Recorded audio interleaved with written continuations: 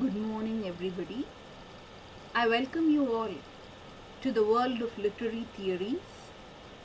Today's session will be on Roland Barthes' The Death of the Author. And let us have a very small introduction about the literary theories.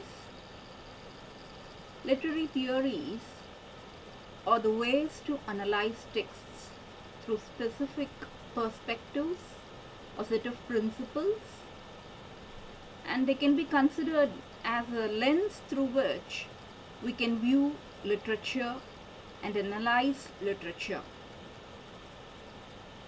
And literary theories are numerous and myriad, and just I have comprised and compressed them into these 6 categories. As new criticism, we have formalism, structuralism, and post-structuralism, Marxism, feminism, etc. And today's session will be focusing mainly on structuralism and post-structuralism, and especially Roland Barthes belongs to the category of post-structuralism. And structuralism and post-structuralism both emerged in France in the 1950s, and these structuralists, they perceived the world in terms of structures. And Ferdinand de Saussure, the founder of modern linguistics, proposed the theory of language, namely semiology or the science of science.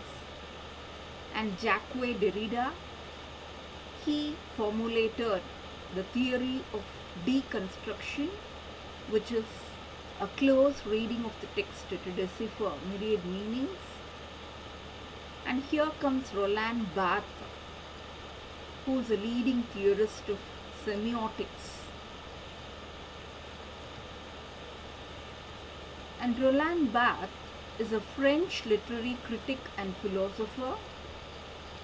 And to be noted, he is a leading post-structuralist thinker who promulgated and popularized the post-structuralist notions. And he is particularly known for developing and extending the field of semiotics. And he is best known for showing the social constructiveness of language by reference to very familiar everyday experiences. And here we have his work, Death of the Author. It's actually an essay written in 1967, a very influential and provocative essay. It's very short, but it's an artistic piece of work. It's considered as a landmark text in the move from structuralism to post-structuralism. It lays the foundation for various theories like postmodernism and reader response theory. Here in this text, Roland Barthes argues that an author should not claim absolute authority over his or her text. He is not an author god, but just a scripter, someone who produces the work and is not more equipped to interpret it than anybody else. We should not judge a book by its author, but by its use of language and its impressions on a reader.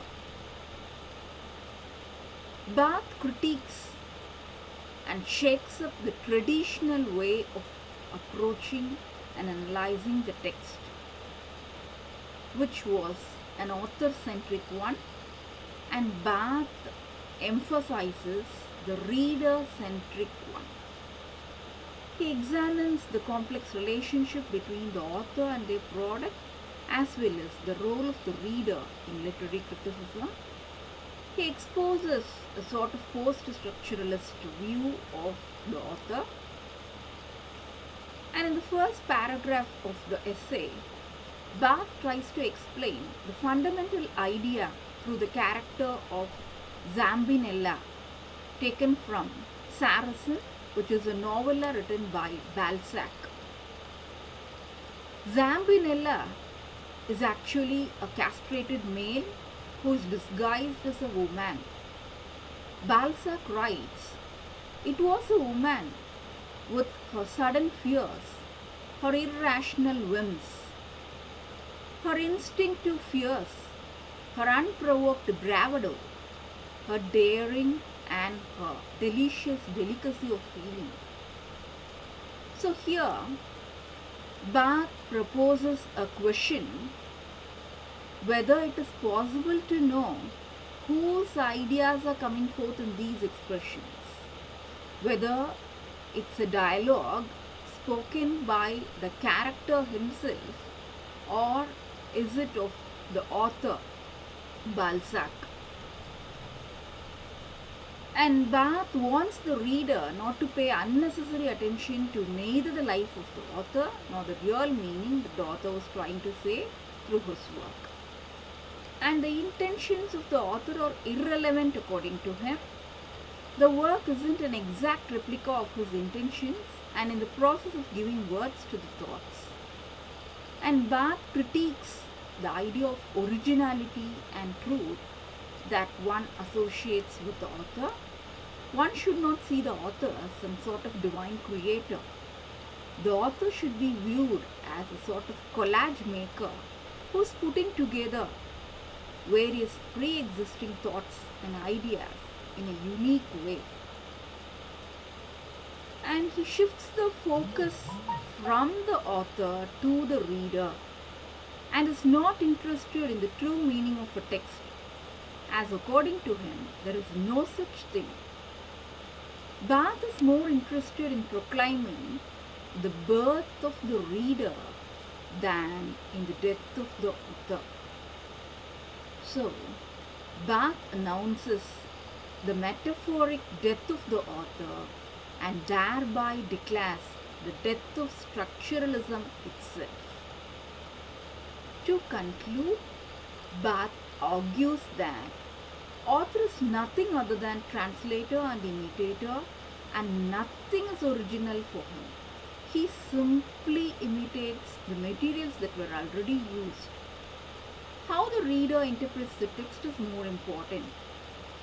So there could be different ways of reading and interpreting a text, as there are many number of readers. Hope this session would be of immense use to you. Thank you, one and all. Thank you.